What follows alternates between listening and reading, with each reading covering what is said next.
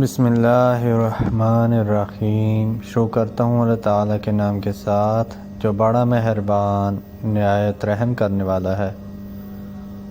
حضرت ابو یعلا شداد بن اوس رضی اللہ عنہ کہتے ہیں کہ رسول اللہ صلی اللہ علیہ وآلہ وسلم نے فرمایا، عقل مند وہ ہے جو اپنے نفس کا محاسبہ کرے اور موت کے بعد کی زندگی کے لیے عمل کرے، اور عاجز وہ ہے جو اپنے نفس کو خواہشوں پر لگا دے پھر اللہ تعالیٰ سے تمنائیں کرے۔ حضرت انس رضی اللہ عنہ سے روایت ہے کہ نبی اکرم صلی اللہ علیہ وآلہ وسلم ایک نوجوان کے پاس آئے جو مرض الموت میں تھا۔ آپ صلی اللہ علیہ وآلہ وسلم نے اس سے پوچھا، تم اپنے آپ کو کیسا پاتے ہو؟ اس نے عرض کیا، اللہ کے رسول، اللہ کی رحمت کی امید کرتا ہوں اور اپنے گناہوں سے ڈرتا ہوں۔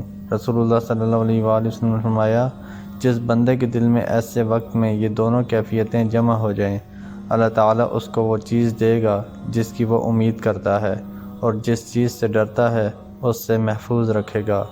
حضرت ابو ہریرہ رضی اللہ عنہ کہتے ہیں کہ نبی اکرم صلی اللہ علیہ وآلہ وسلم نے فرمایا، مرنے والے کے پاس فرشتے آتے ہیں، اگر وہ نیک ہوتا ہے تو کہتے ہیں، نکل اے پاک جان جو کہ ایک پاک جسم میں تھی، نکل تو لائق تعریف ہے اور خوش ہو جا اللہ کی رحمت و ریحان یعنی خوشبو سے، اور ایسے رب سے جو تجھ سے ناراض نہیں ہے۔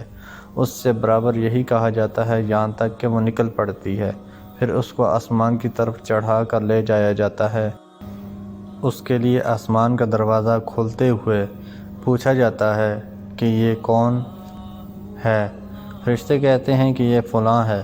کہا جاتا ہے، خوش آمدید پاک جان جو کہ ایک پاک جسم میں تھی، تو داخل ہو جا، تو نیک ہے اور خوش ہو جا اللہ کی رحمت و ریحان یعنی خوشبو سے، اور ایسے رب سے جو تجھ سے ناخوش نہیں۔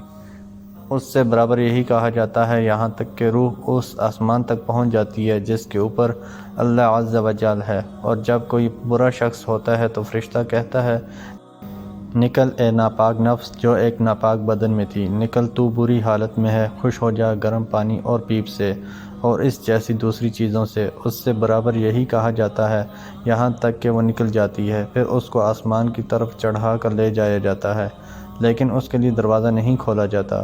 پوچھا جاتا ہے کہ یہ کون ہے؟ جواب ملتا ہے، یہ فلاں ہے۔ کہا جاتا ہے، ناپاک روح کے لیے کوئی خوش آمدید نہیں جو کہ ناپاک بدن میں تھی، لوٹ جا اپنی بری حالت میں، تیرے لیے آسمان کے دروازے نہیں کھولے جائیں گے۔ اس کو آسمان سے چھوڑ دیا جاتا ہے، پھر وہ قبر میں آ جاتی ہے۔ عبداللہ بن مسعود رضی اللہ عنہ کہتے ہیں کہ نبی اکرم صلی اللہ علیہ وآلہ وسلم نے فرمایا، جب تم میں سے کسی کی موت کسی زمین میں لکھی ہوتی ہے تو ضرورت اس کو وہاں لے جاتی ہے۔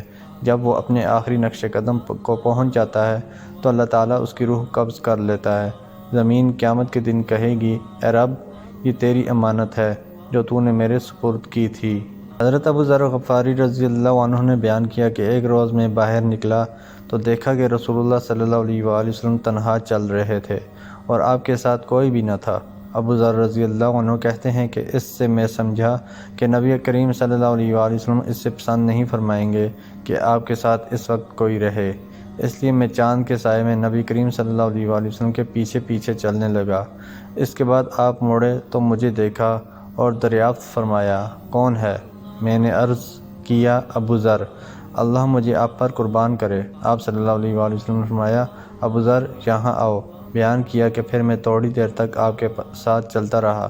اس کے بعد آپ صلی اللہ علیہ وآلہ وسلم نے فرمایا کہ جو لوگ دنیا میں زیادہ مال و دولت جمع کیے ہوئے ہیں، قیامت کے دن وہی خسارے میں ہوں گے، سوائے ان کے جنہیں اللہ تعالیٰ نے مال دیا ہو اور انہوں نے اسے دائیں بائیں آگے پیچھے خرچ کیا ہو اور اسے بھلے کاموں میں لگایا ہو۔ حضرت ابو ذر رضی اللہ عنہ نے بیان کیا کہ پھر تھوڑی دیر تک میں آپ کے ساتھ چلتا رہا۔ آپ صلی اللہ علیہ وآلہ وسلم نے فرمایا کہ یہاں بیٹھ جاؤ۔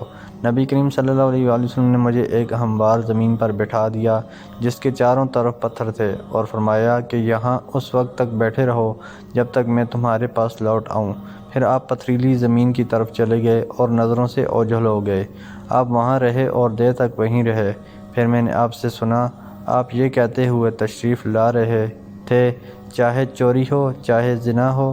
ابو ذر رضی اللہ عنہ کہتے ہیں کہ جب نبی کریم صلی اللہ علیہ وآلہ وسلم تشریف لائے تو مجھ سے صبر نہیں ہو سکا اور میں نے عرض کیا اے اللہ کے نبی، اللہ آپ پر مجھے قربان کرے، اس پتھریلی زمین کے کنارے آپ کس سے باتیں کر رہے تھے؟